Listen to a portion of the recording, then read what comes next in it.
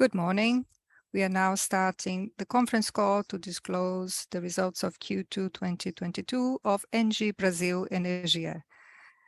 I'm Rafael Borrozio. I'm the IR manager, and as of now, you are all connected in listen-only mode. Later in the Q&A session, you will be able to send your questions on the chat. This conference call, this video conference is being recorded. On our site, you may find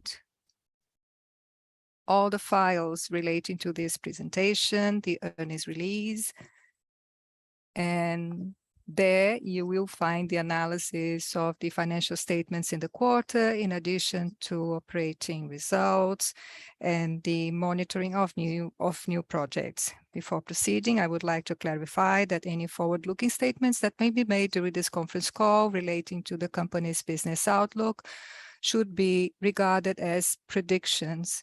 They depend on the country's economic conditions, on the performance of the electric sector, and are therefore subject to change. Today with me are Mr. Eduardo Sattamini, CEO and IRO, and Marcelo Malta, CFO. They will comment on the performance of ENGIE Brasil Energia in Q2 2022. Journalists may send the questions by email to our PR agency. I now turn the floor over to Mr. Sattamini to start his presentation. Good morning to all. Thank you, Rafael. It's a pleasure to be again here with us to disclose the results of ENGIE Brasil Energia. On slide 5, as you can see, we have made very brief presentations. We go straight to the point and focus on the main elements so we can have enough time for the Q&A session, which is where we can actually address your needs. All this data is available on our site. We start with the highlights. Adjusted EBITDA grew 23.8%. quarter-on-quarter and 15.4% 6 months and 6 months. And this basically attests to our growth strategy. And this has been very successful in the last few years.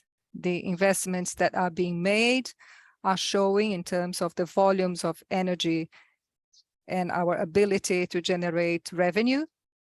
And the net income as well has increased 20.4% quarter-on-quarter and 20.3% when we regard 6 months 2021 and 2022. However, we are suffering with the acceleration of inflation. We have debt which is linked to inflation, especially IPCA, and this inflates also our revenue. But now, as inflation is rising, we have to bear the financial expense, and then in time we will also see the price of our contracts readjusted. So there is this mismatch, and this starts to happen when inflation is growing. The drivers of these results are here. 6.9% have to do with the average increase in the sales price. And this is not linked to inflation. Inflation in 12 months was 12%, but most of our volume is being liquidated at spot price. And this has to do with the greater hydrology. We have a hedge, a reserve of energy, which we save because of the asymmetry in risk in the short-term market, and our net price of sale was not significantly higher and did not track inflation. This was offset by the volume. The volume was 321 megawatt average more, 7.9% increase. This has generated 279 million, which has to do with a combination with a higher price and sales volume. Also, the transmission segment contributed 92 million in the quarter, and we are going to talk a little bit more about the projects that generated this increase, Gralha Azul and Novo Estado, and the result of CCEE, which is positive relative to last quarter, and this has to do with a more favorable hydrology in 2022 relative to 2021. As regards the negative impacts on the result, 215 million came from the purchase of energy, which has to do with the transaction involving the Jorge Lacerda power plant. We have committed to buy energy from this TPP, and then we will be able to decarbonize our energy portfolio. We will talk also a little bit more about another sale.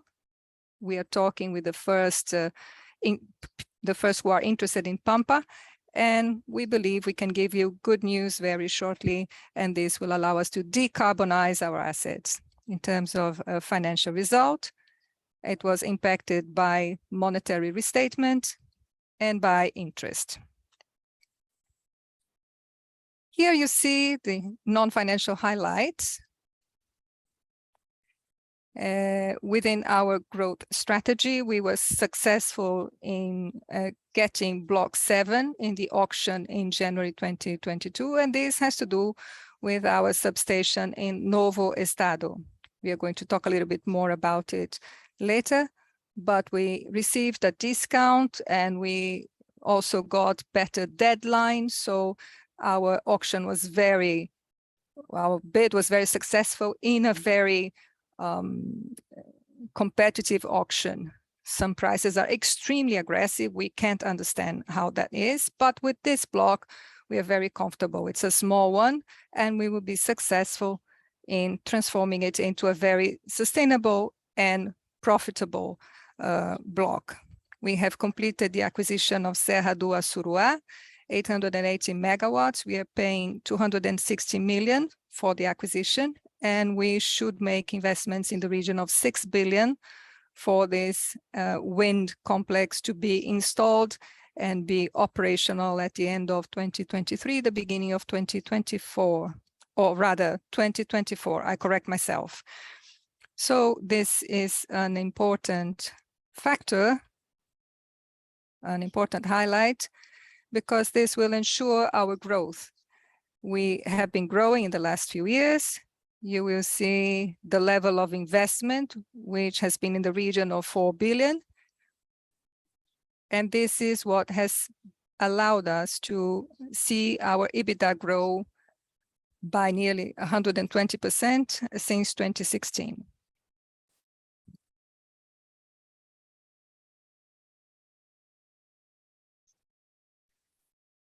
We have positive and negative highlights. We had to do yet another impairment relating to the sale of Pampa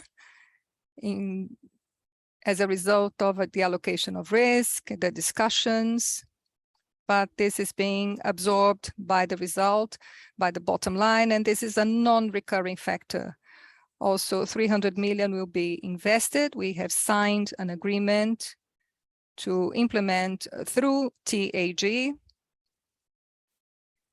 a pipeline with the Centrais Elétricas de Sergipe to connect the thermal generation terminal to the TAG network. This is extremely important because it is essential for all the agents in the gas market to be connected to the transportation network. This will allow the market to operate in an efficient way, and we will therefore be able to optimize the resources of that segment. So we are very happy to announce this agreement. It's an investment that will give additional returns to TAG. We were also awarded the best ESG company in 2022 by Exame magazine, and this was together with IBMEC Business School. And the last highlight is that we started the remote operation of the Itá hydropower plant. It's the largest belonging to ENGIE, which is operated through the Generation Operations Center. So 71.6% of our generation is generated through power plants which are remotely operated. Some are not operated through the COG because they're too old, they have analog controls, and we are replacing these controls. This is a quite substantial investment that has to be made to allow us to operate them remotely. And for some assets, this doesn't make sense. It's not cost effective.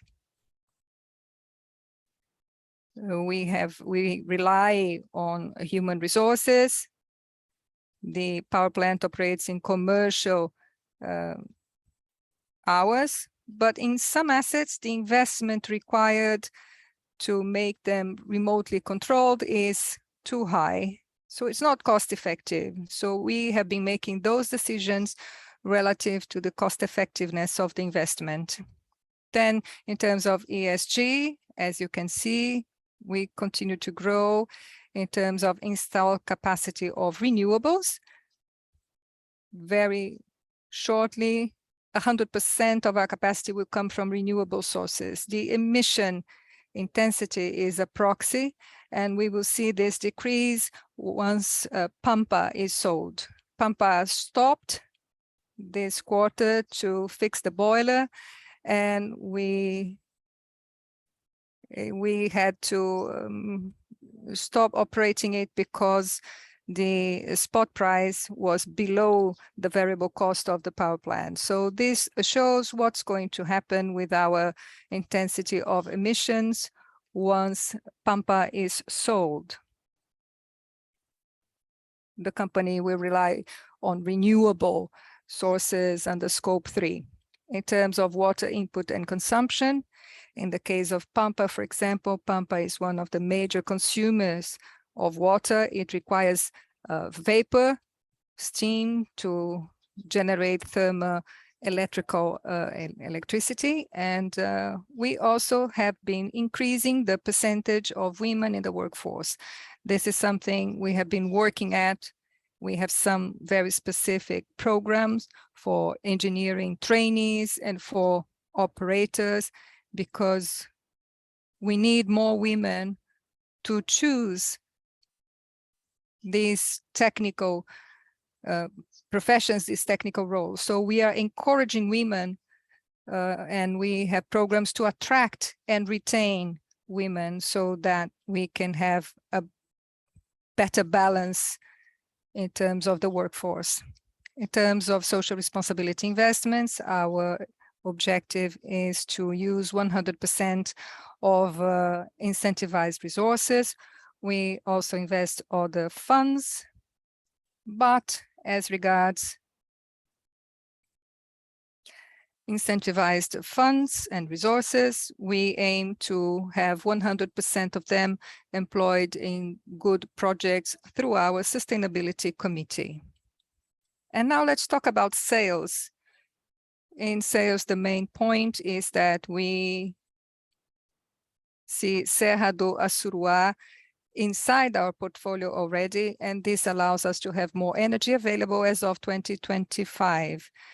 The portion which is available in 22, 23, 24 tends to cover our hydrology hedging. We need to have uncontracted energy in order to face droughts and unfavorable hydrology conditions, because there is an asymmetry. When this happens, we lose energy and we have to repurchase it at very high cost. So we need hedging to hedge against unfavorable hydrological conditions. So in 2025-26, we will have more energy available. And the good news is that we have been able to sell energy more recently in substantial amounts at very reasonable prices. We see in the markets an increase in prices, and this is especially driven by the marginal expansion cost, which has been rising. When we look at cost drives, they are higher in wind energy because of the increased cost of cement, copper, and stainless steel. Local inflation as well is driving costs up, and this has an impact in the futures market. On the right-hand side, you see the risk. We try to diversify and operate in different segments. we never go over 15% in any segment, for example, steel. And then we have the food segment, we sell to different industries, and in the other industries as well. We have diversified our clients, and we always look for medium to long-term contracts, and we maintain the resilience of our activity, the consistency of our sales, and the resilience of our results. In terms of consumers, we have been growing very strongly, and that was going on until 2020. And then during the pandemic, we tried to look better quality clients. And then in 2021, the hydrological conditions were very poor. So we had to be more conservative in terms of our sales volume. And we have been keeping the same number of clients. And here you have the main indicators for the commercial part. In terms of expansion, we are implementing the Santo Agostinho wind complex with 434 megawatts of installed capacity. It's going to start operating at the end of this year. There are 70 aerogenerators. All the bases have been completed. 63% of the substations have been completed, and we should start mounting the equipments very shortly. Gralha Azul also is the last quarter where we present these slides. It accumulates 94% of the total RAP. The other 6% depend on some other lines that should connect to the last substation, which is Irati. Once that happens, and if that happens until March 2023, this 6% will come on stream. 2023 is the deadline for the distributor, and then anyway, we start receiving as of 2023. But the project has been fully built. It is finished. We now depend only on this last bit, which depends on the distributor. As regards Novo Estado, we have executed 93.4% of the works, 49% of the RAP, and we are now working on the stretch between Xingu and Serra Pelada. And according to our program, this should come on stream.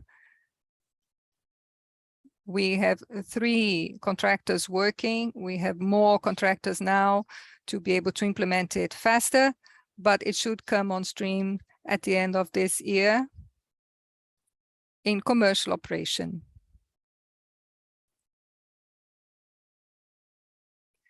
Block 7 is the one we have recently acquired in the last auction.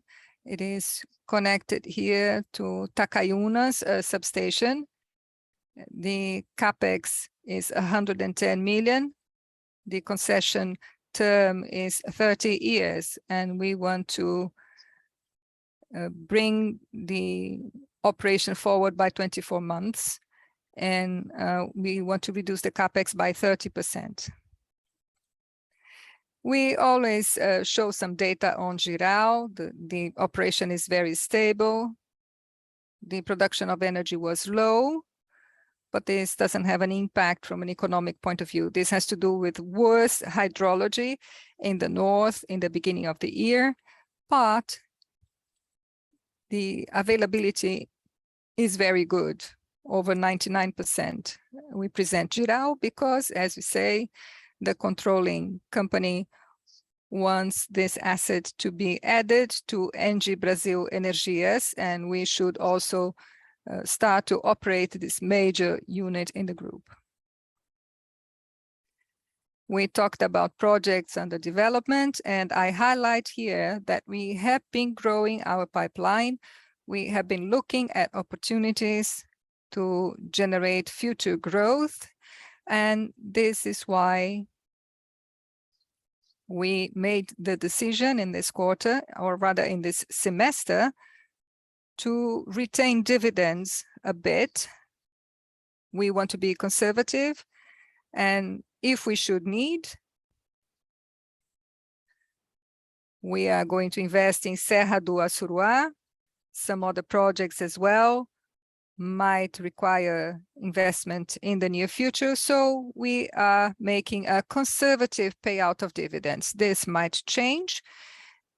In case we are not successful in some of the projects, we might decide to pay out 100% of the dividends. However, we're being conservative to ensure that our cash flow will be enough for investment and growth, which is extremely important at this time. This is something about our financial performance, and I turn the floor over to Malta. Thank you, Sattamini. Good morning to all. I'm going to talk a little bit about our financial performance in the quarter. As you can see on the slide, the returns have been consistent throughout the years, and this attests to our financial discipline and efficient capital allocation. On the right-hand side, you see our financial performance in the last 6 years. We have made substantial investments.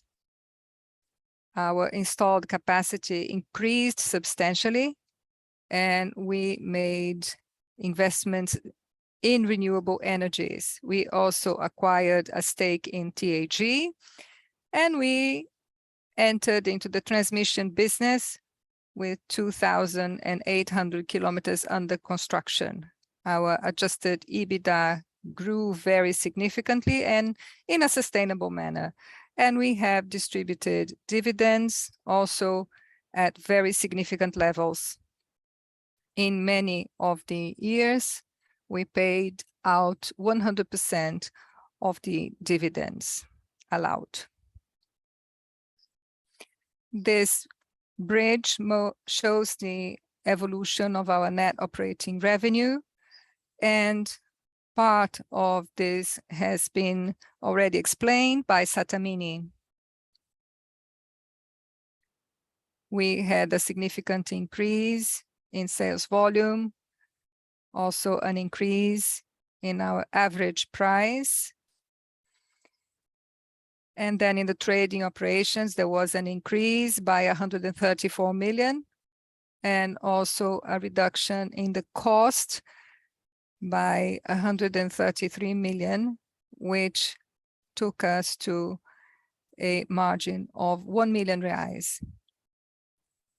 In the transmission segment, we saw a decrease because of the reduction in CapEx quarter on quarter. And I think these are the main factors that explain our net revenue and its evolution. This slide shows our share in the bottom line of TAG, of TAG. The results have been very consistent, and they closed the quarter with an income of 492 million reais, which to us represents 160 million. So this is on account of our stake in TAG. This slide shows the change in our EBITDA. We have deducted non-recurring effects. In the second quarter 2021, we had an impairment for the Jorge Lacerda assets, and now in this quarter, as Sattamini has said, we had an impairment of 180 million reais.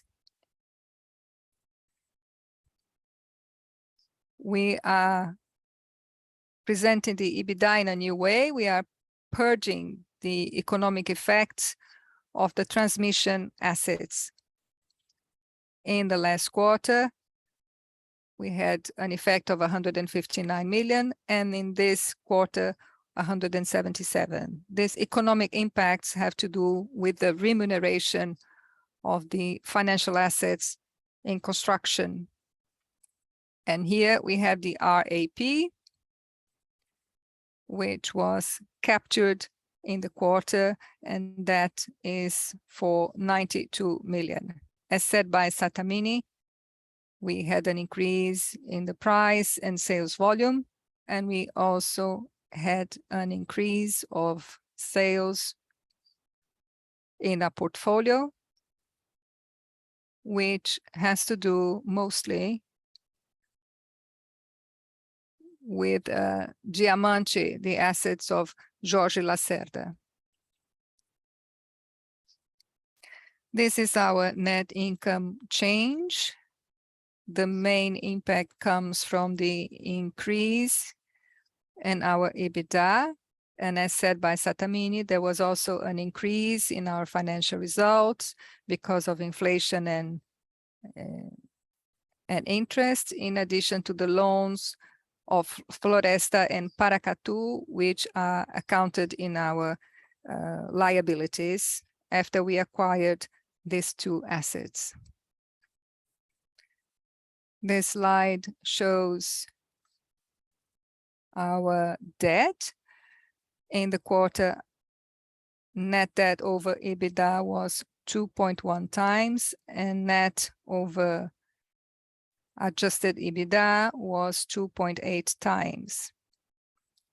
This attests to an appropriate capital structure that can support our growth strategy. This slide shows the profile of amortization of our debt, the maturity schedule, which is very balanced, and it also shows the competitive cost of our debt. Today, it is in the region of 15% yearly, and that's a nominal cost, which can be translated into 3.5% of actual interest.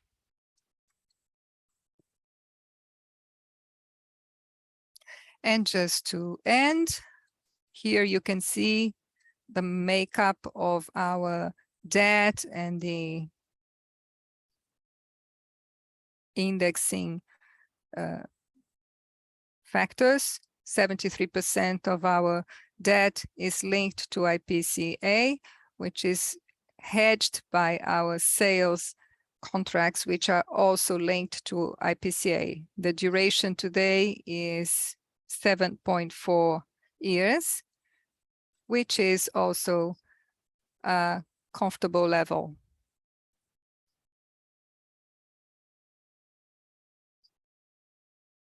This slide shows our investments in the last few years. These investments have had an appropriate return, and they are supported by our strong cash generation and by an appropriate funding strategy.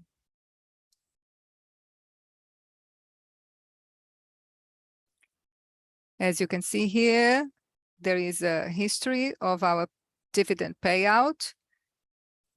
In many years, the payout was 100%.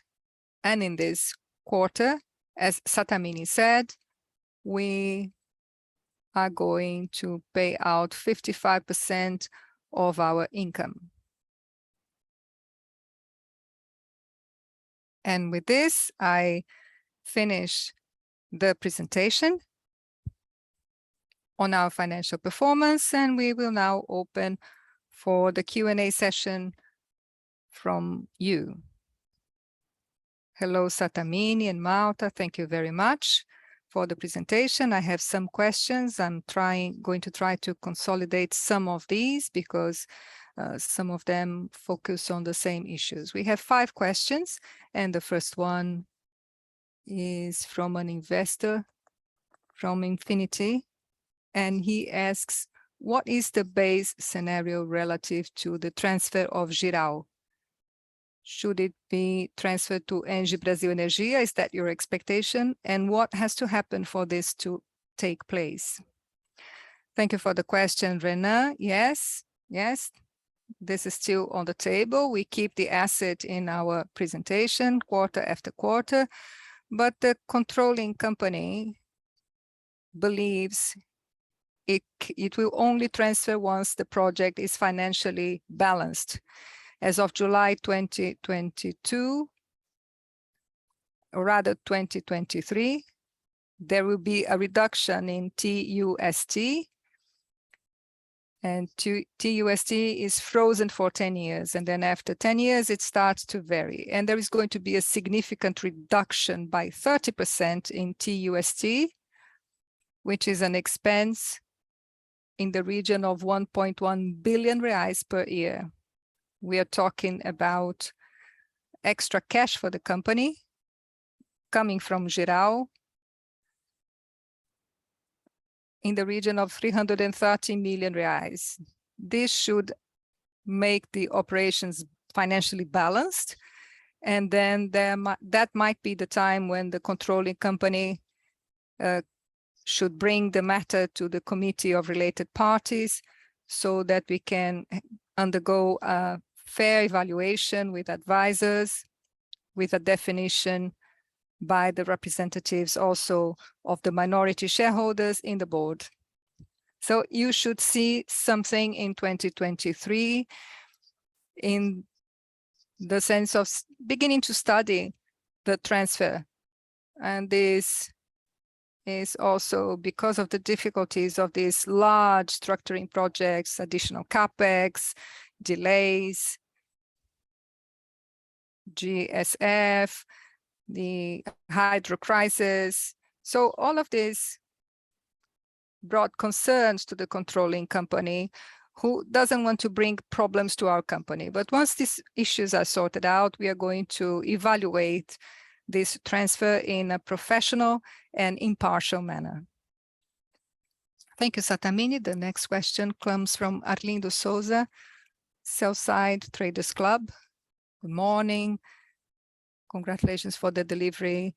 The debt in the company is comfortable. Do you have any targets regarding capital structure, especially for the expansion of projects or expansion projects such as Assuruá? Yes, all projects have to include our basic premises regarding leverage, which is 5.7 for structure, or rather 70–80% of financing and 20–30% of equity. This is normally our leverage for projects. Our global leverage in the company, we always have as a target 2.5 to 3 times net debt over EBITDA. So this allows us to continue to be competitive in the capital market with AAA, good liquidity. And this is an advantage, a competitive advantage, when we place bids for projects. Our cost of debt is lower than our competitors. Thank you, Sattamini. Next question comes from Marcelo Sá, Sell-Side from Itaú BBA. You had a capex of 6 billion for 880 mega in Assuruá. So he's saying it's 6.8 million per megawatt installed, which is quite high, but in line with what he claims he sees in the market. What level of prices for energy would be needed to make this complex feasible? And what is the factor expected? What is the strategy for selling this energy? And if you could contract 70% of the volume before construction or not. So he is asking about the capacity factor and level of price expected. The capacity factor, off the top of my head, is in the region of 45–46%, just off the top of my head, yeah. And what I can say is that it is higher than we expected, the capex per megawatt installed. As I said in the beginning of the presentation, it has been rising, and this will require, depending on the expected rate of return by the investors, the leverage level and level of risk. This will require prices above 200, 210 megawatt hour. And this is what we believe is the marginal cost today of implementing a new project, a new wind project. So this should drive prices to that level in the medium term. Prices may be lower because of supply and demand in the short terms. Some may have older stocks that they sell in a competitive environment at a lower price, but this tends to come to an end. And the prices for wind energy should be the prices that will determine the prices of energy in the future. Wind energy, solar energy, biomass, small hydropower plants will no longer have the discount of fuel as of 2026. So as of 2027, when all of these projects come on stream and everything is contracted, there will be no energy with a fuel discount. So the marginal price of expansion will become the market price in general, not only for the incentivized energy, but for conventional energy as well. We believe that there are factors that in the short term might be driving the prices. Good hydrological conditions. This year was spectacular relative to the last 10 years. And just to give you an idea, in the last 10 years, we had a new critical period, 49-56, and then in 2012 to 2020, and in 2021, it was the worst year of the series, so this would be added to a new critical period. That is, the hydrology was very bad. This year is very good. So the prices are being impacted by this expectation of better hydrology. These elements are impacting prices in the short term, but the trend is always for the medium to long-term prices to be driven by the marginal cost of expansion, which is 210, depending on the return expected by the investors, a bit less, a bit more. I see also, Rafael, that he's asking about the strategy to sell this energy. This energy, the energy from Assuruá, will represent 7% of our contract portfolio. This energy will be included in our portfolio and will be sold at the right time. We have a strategy for contracting our energy in time, and this energy, once it is in the portfolio, it will be contracted. Unlike many players who have to sell because they don't have enough cash or they don't find proper funding, we are different. We have a large portfolio, we have a large volume of clients, and we are able to meet the needs of these clients. We don't have to sell at low prices now, and we will have more appropriate times to sell this energy in the near future. Thank you, Satamini. Thank you for your explanation. The next two questions have to do with the payout. And the questions here are, is the 55% payout going to be the payout for the year? You have said it is not going to be so. We have been conservative here.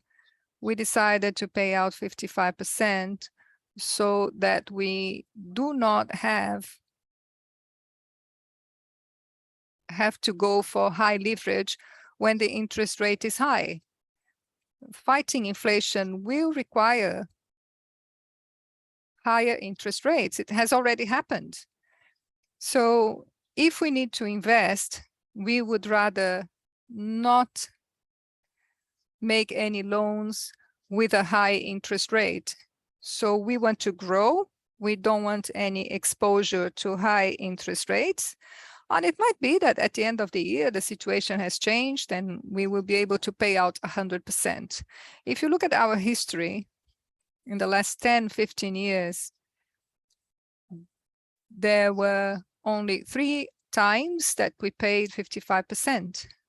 But remember, as we reach the optimal indebtedness, we will have to balance the volume of investments and the payout so that we can continue to grow. So this is what we have to watch for. If we continue to grow, and you see, we have to grow in terms of the volume of the income we distribute. We have increased our debt, but we have increased even more our EBITDA. As a result, the cake is bigger. The percentage must be maybe lower, but the cake is bigger. That's the most important thing. Another question from Renan. So going forward in the next 5 years, he says, what is the scenario for self-production, especially companies that are clients of ENGIE Brasil? He asks if we are concerned about self-production, if this would have an impact on price, and what the company's strategy would be to hedge against this impact. We resisted entering into the self-production scheme for a very simple reason. There is an asymmetry between the benefit and the investment on the part of consumers. We believed that the other consumers who do not have self-production would end up paying the bill. But the market went in that direction, and we have that product to offer to our clients. They can do self-production. They can have a partnership with us in some projects. We have some discussions already going on. So will this have an impact on our business? No. We are adapting our commercial strategy to serve those clients. This has a smaller impact as of the 414 regulation, which is being discussed in Congress. There will be a limitation for self-production.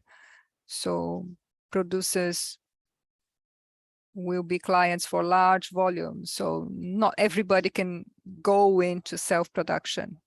We will participate. This is now part of our commercial offerings, but at some point, this market may grow at a slower pace. A question now having to do with sustainability from Flavio Ferraz, our investor. Doesn't the investment in TAG come into conflict with the decarbonization policy?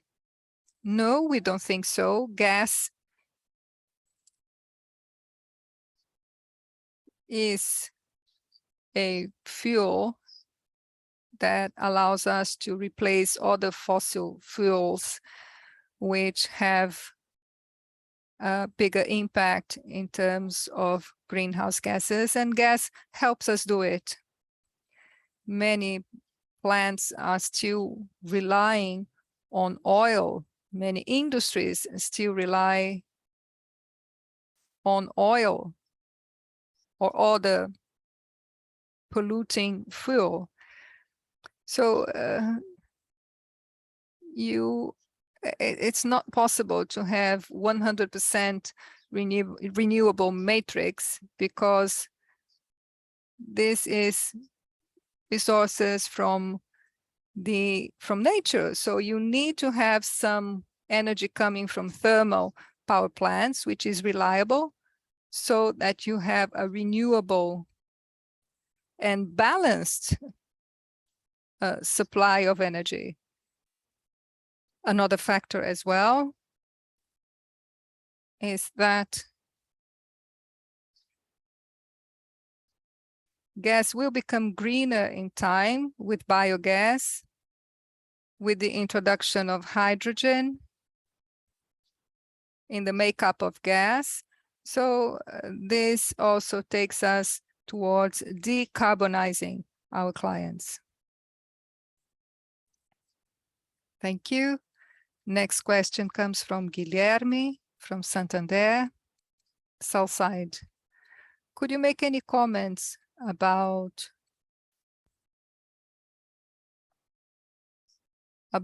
how you are able to get prices for the medium term above inflation?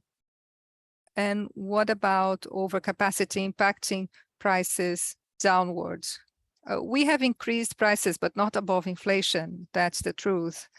When we see the contracting prices in the quarter, for this quarter, it's lower than inflation, slightly lower.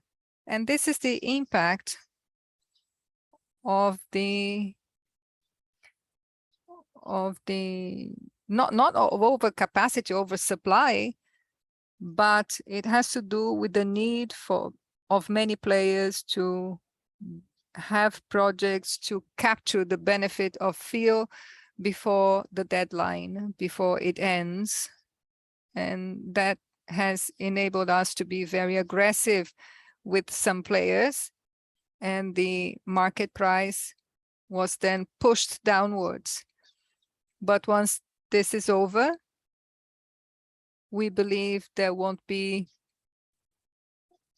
the prices will have to go to levels which are in line with the implementation of new generation capacity. That's why I said the marginal price of expansion should be slightly higher than what we saw in the market in recent times.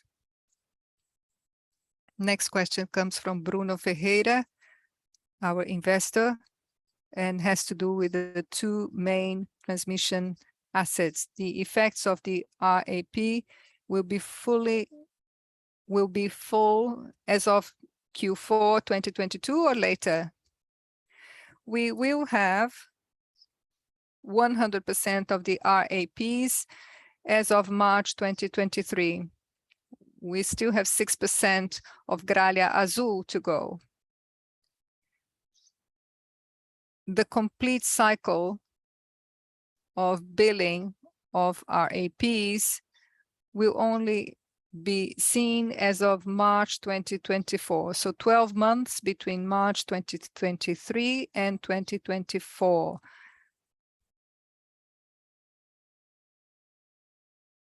Do you want to add anything, Rafael? No, that's it. As of March, we will achieve 100% in Gralha Azul. So we will have in 2024 the first full year in which these projects will contribute to the bottom line. Next question is from Fabio Faria from Bank of America. Could we make some more comments about C3E generation? Why did we decide not to participate? Well, we decided not to participate because, in our opinion, there were 3 or 4 plants which accounted for almost all of the project, but there were small shares of Eletrosul and some issues relating to corporate shareholdings, which made it complicated for us.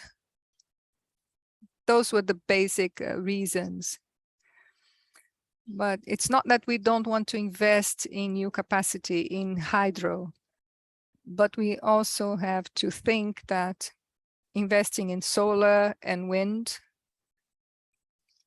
will allow us to diversify our portfolio, which is now mostly based on hydro. And this gives us better conditions to manage the portfolio.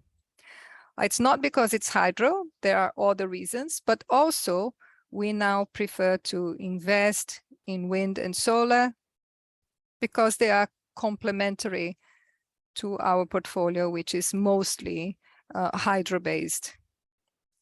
There is a question now by Tiago, and he asks if we are interested in investing in hydro or only in wind and solar. Yeah, I believe I have answered that. José Renan, our investor, he asks, what are the prospects in relation to transmission? Is there any guidance or any possibility of increasing the percentage of transmission? So the question is, what are we planning for transmission? Is there any guidance, prospect of increasing transmission in the top line? Yes, we do. We are interested in increasing the percentage of transmission in our top line.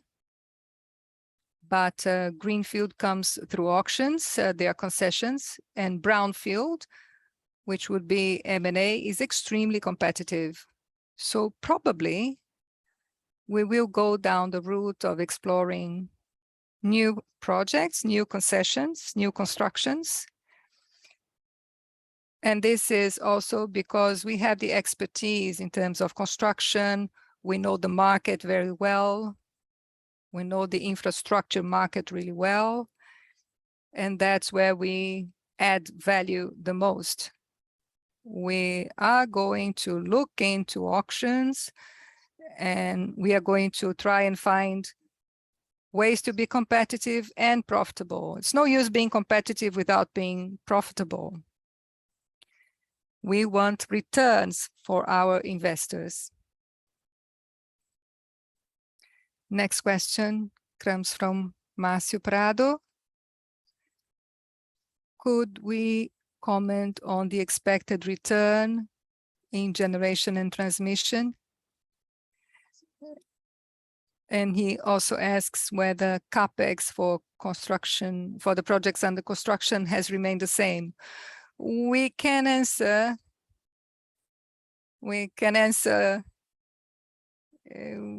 to a certain extent, let's put it like that. Good to see Márcio back. Márcio has been with us for a long time. Yes, Márcio, we had some CapEx issues, especially in those projects that were developed during the pandemic. There was some problems, you know, some of the works were stopped, and thank God, COVID is now not that big a risk because of the vaccines. But yes, we faced problems. There were some CapEx increases, but the macroeconomic factors also were in the favor of these projects. So the projects today that we have in terms of infrastructure, transmission, and generation, despite the increase in CapEx, they are still profitable or have a greater profitability relative to our expectations.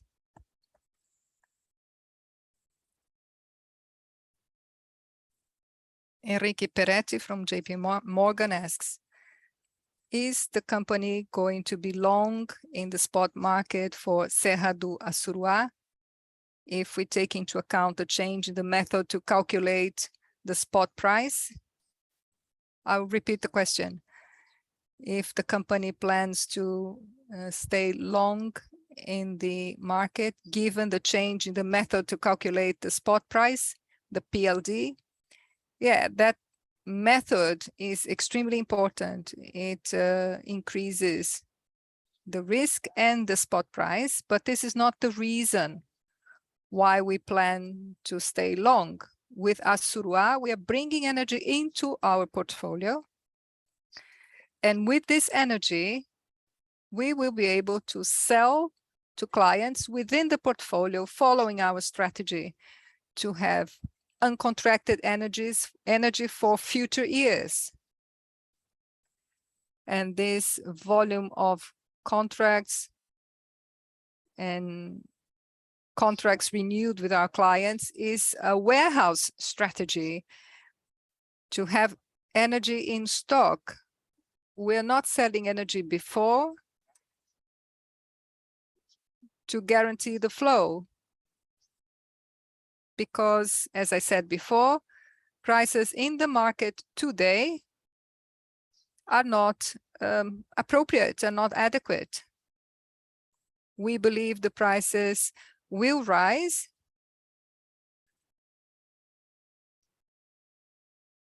and in our warehouse, in our stock, we will be able to serve clients who are migrating.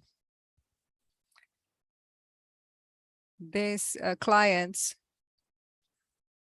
don't allow us to have a ballast for a large project, but these are clients who in the next few years will migrate from the captive to the free market with small amounts. So this will be thousands of clients who are willing to pay higher rates because of the migration.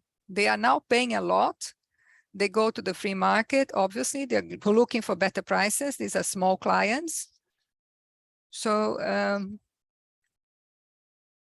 we are going to work with many clients with small amounts, but acting very strongly in the digitization and training of our commercial force. There's one last question here. And then I have two questions here relating to Jirau. And we will be in touch with the people who ask these questions. We have one last question from Emerson Pereira, our investor. And he's asking about the privatization of Eletrobras. Will there be major changes in the market in regards to generation and transmission that could impact the company? I believe yes, there is going to be an impact, but maybe in the part of the market that you didn't mention, and that has to do with commercialization. Generation and transmission will compete against us like any other competitors. But when Eletrobras is privatized, Eletrobras becomes flexible and can have its own sales force and offer what they have to the market. Today, what happens is that the companies that belonged to Eletrobras, they didn't have any flexibility regarding commercialization. They had to sell the energy in auctions. And the energy was sold then to commercial companies who drove the price down and then offered the energy price plus margin to the clients. So it was a bad competition. They had a very low price and added just a small margin on top of that. Once that energy is sold by Eletrobras, as any other player, Eletrobras will try to be competitive, but will also try to capture the surplus consumers. We all want to do that. We want to sell at the best possible price. And I think this will be healthy once we have a competitor that acts in a competitive manner to sell the volume of energy that Eletrobras has. Thank you very much, Satamini. Thank you very much for the excellent questions. And I now turn the floor over to Satamini for his final remarks. Thank you so much for participating, for the great questions. The pandemic made so that we have virtual meetings, which is very efficient, but I really miss being face-to-face with you, seeing friends, and discussing in person. Let's see if we can create an opportunity for that in the short term. We cannot live only in the virtual world. We have to be together and build relationships. Thank you very much, and we'll see you in the next call. Thank you very much. See you next time.